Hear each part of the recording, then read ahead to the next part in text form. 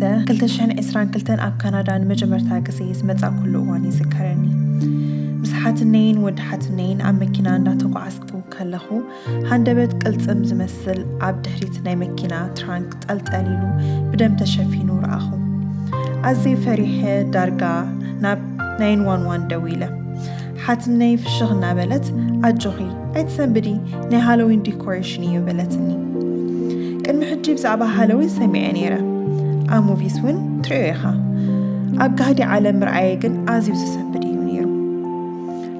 معرباوያን ሃገራት ዌስት ካንትሪስ ሰባት በአዝዩ ዘፈርሕ አከዳድናን ዘፈርሕ ስልማትን እዮም ዘጌጹን ዘብዕልዎን መግብን ሕብስታትን ውን ነዚ መዓልቲ ዘድምቕ ኢሎም ብዝሓሰብዎ ናይ ሃሎዊን ዲኮሬት ይገብርዎ ገዝኦም ውን ዘፍርሕን ዘሰንብድን አስከሬናታት አጽምታትን ሽሑራትን ብዝመስል ይሽልሙ ናይ ደም ሕብሪ ዘለዎ ቀለምን ጸሊም ቀለምን ውን ብብዝሒ ይርአ إذا مسر أخو شو ترديوني هالوين مزناقع معالت رأي يكونن نايت ألماتن موتن تنبلي كان مينوي حوان أبتنتاويت أيرلاند سالت زبحالو سبات نبرو سمهاين ويدما سوئين زبحال بعالي يبعلو نبرو موداتا سامر وي حاقاي قزي نناي وينتر قوعن مجمار كرامتن زملكت يونيرو بزي أورح ازي كبيد ناي قرن أصحيتان قزيات إيو أمونغو هيوانن موتانن زلو فللي أور زفلي مسمر أبز قزي إزي تأبيبن كتينن كام زخون دما يأمنو نبرو أبزان أي مسقاقري تليتي تقويداتن زي تقويداتن منافستي زبلوهم كام دليتهم ززارولو زلق أقولون روم زقابرولون إلوم إيوم زحاسبونيرو نفسهم نمكل خال دما حاوي يسرحو كم منافستين محبا استفل عليه زفرح كرارنا يخدانو اتوم منافستي كيقودوهم دما مجبي عبدك يقرفو نبرو اتالي تتقى كل نجر زمئزان كافرحن موتن تسألماتن زنقاليو كاب أملخ زرحق أمنت كريستنا كزرقاح مسجمرة عبتقزي زنبرت رومان كاثوليك أمنت نزيك تكيرو دليت نحياواتن أموناتن سمعتها سواتن مخبارن دما حدار حادة معالتي قدوسان إلوم سميوا كان يوز نبرت ليتي دما دحيرا هالوين تباهيلات تتوع وازيما أول هالوز كونت مسكزيقن اتنايك أدم نايت المات لمجتات مستحدش تحاويسو بسفيح منقدو سابات كابتي نايك أدم ملكتاتن فرحن موتن سيلبريت مقوارو أيقوارتوان كاب أيرلاندن سكوتلاندن زمتو سبات ناب سمين أمريكا تسديدوم مسكعزو لمدتاتهم حيزوم يمتو نبرو حوي زكات الوز نبرو بناي دبان زجت أي مبرحتاتن تغيرو تنايك أدم مسواتي مقبي دما نقلعو زوهاب كرامي لا خوينو تتكا أب عزت جعتك في الزمن هالوين بأكدادنا دقساتن ناي مزناقع مشت كونه اتتيما دما كم قدمو قصله منافستن طنقولتن اغاننتن كمون موت زرئن زغالصن مشت لومون انتخونه كابزي زنبرو እና ባአሰ ይخيدالو ንጸልማት ድማ ይጉልሃሉ ብዙሓት ክርስቲያናት በዚ ነገር ኣብስተሓዋወሰ መንገዲ ምርአይ ልሙድ ይኸውናሉ ብዙሓት ድማ ሃሎዊን ምባል ተጓዳኢ ነገር ከም ዘይኮነ زحاسبو كم وقتاوي مزناقع دما يريئو أبسرح بوتا منبري السفركا محازوتكمن أعروختكمن مز عدمهم انت أيو ملسهم ناباهم يقدفو متحف قدسنا قنا نتصوريو أبزداقم عسى شمونتا كابتشعات جميرو اكزابير كم زيبل نابتا اكزابير أملاخ كازبه كام مدريمس آتوخا كم تياف اتوم هزبتات اتيوم كتكبر ايتمهار ودو ويقالو بحوز حلف وي مودقي زعقول وي بدبنان بتمنن سفلت وي أسماتنيا وي تراغامي منافستي زتيق وي تنقالي وي نموتا زتيق أبخا أي رخب إذا نقر إزي زقبر كله أب اكزابير فنفون إيمو بسري زيز يافز دما إيو اكزابير أملاخكا أب كنميخا زسوقو أب كنمي اكزابير أملاخكا ملوكون እቶም ንስኻ እትወርሶም ህዝብታት ነቶም ብደበና ዝፈልጡን መውደቕቲ ዝዓጎልን ይሰምዑ ንዓኻ ግና እግዚአብሔር ኣምላኽካ ከምዚ ዝበለ ኣይፍቐደልካን። ኣብ ኤፌሶን ምዕራፍ 5:11 ድማ ከም ዝተነጊሩልና ኣሎ ግን ሕዎም ደኣምበር ነቲ ፍረ ዘይብሉ ግብሪ ጸልማሲ ኣይትሕበርዎ። ቃል ኣምላኽ ንሓንቲ ለይቲ እውን ከይተረፈ ምስ ጸልማት ሕብረት ክህልወና ዘይኮነስ ንጸልማት ብርሃን ከነብርሃሉ ይጽዋዕና። ክርስቶስ ኢየሱስ ንሞት ስዒርዎ እዩ። መስቀል ንነፍሲ ወከፍ መርገም ንኹሉ ፍርሒ ንነፍሲ ወከፍ መንፈስ ጸልማት ሰባቢርዎ እዩ።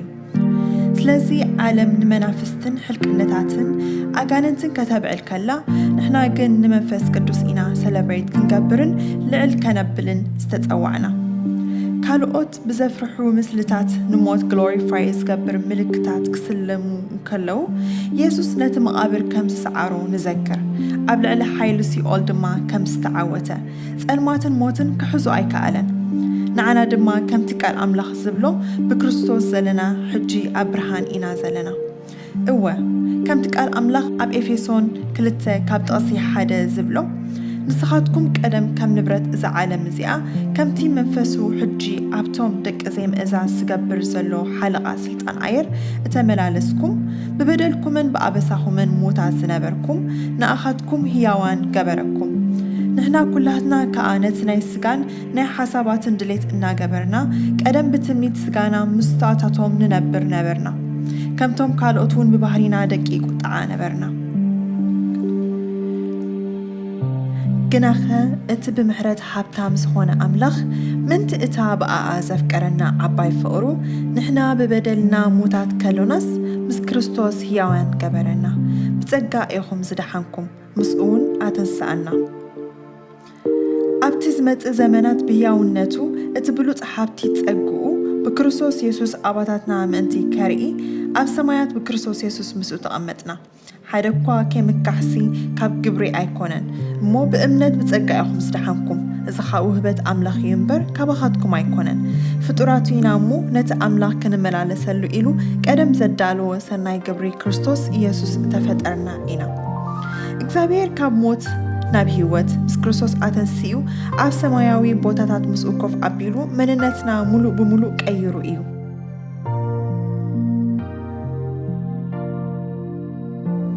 እዚ ድማ እግዚአብሔር መንግስቱ ወረስቲ ክንከውንን ንዝተፈጠርናሉ ዕላማ ንኽንነብር እዩ። ኣምላኽ ብኣና ሓሊፉ ሓይሉ፣ ግርምኡ፣ ጽባቂኡ፣ ጥበቡ፣ ምድሓኑ፣ ምሕረቱን ፍቕሩን ክገልጽን ተኣምራትን መስተንክራትን ክሰርሕ ይደሊ። ንዓና ዘለዎ ሓሳባት ካብቲ ክንሓስቦ ወይ ክንርድኦ እንኽእል ኣዝዩ ዝለዓለ እዩ። ብክርስቶስ ንዝተዋህበና መንነትና ዘኽሕድ ለይቲ ከነብዕል ኣይተፈጠርናን።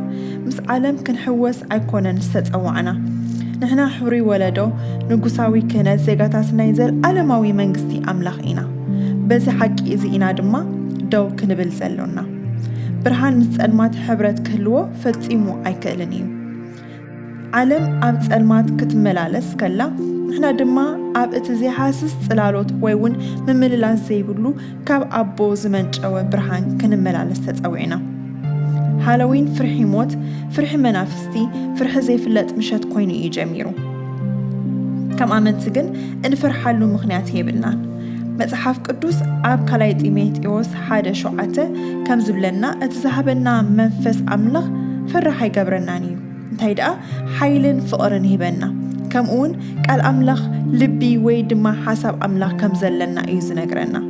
ውሉድ ኣምላኽ ስለ ዝኾንና ጽቡቕን ሕማቕን ጽቡቕን ክፉኡን ፍልልይ ክንርድኦን ንሓቂ ክንፈልጥን ዓቕሚ ኣሎና። ናይ ፍርሒ መንፈስ ኣይተቐበልና። ስለዚ ዓለም ኣብ 31 ጥቅምቲ ኦክቶበር 31 ኣዒንታ ናብ ክፍኣት ከተቐንዕ ከላ ንሕና ግን ናብ ብርሃን ዓለም ኢየሱስ ክርስቶስ ነልዕል። ጊዜያዊ ሓጎስ ወይ ዝኾነ ኮሚኒቲ ንምርካብ ጸልማት ምጽንባል ኣይልየናን እዩ።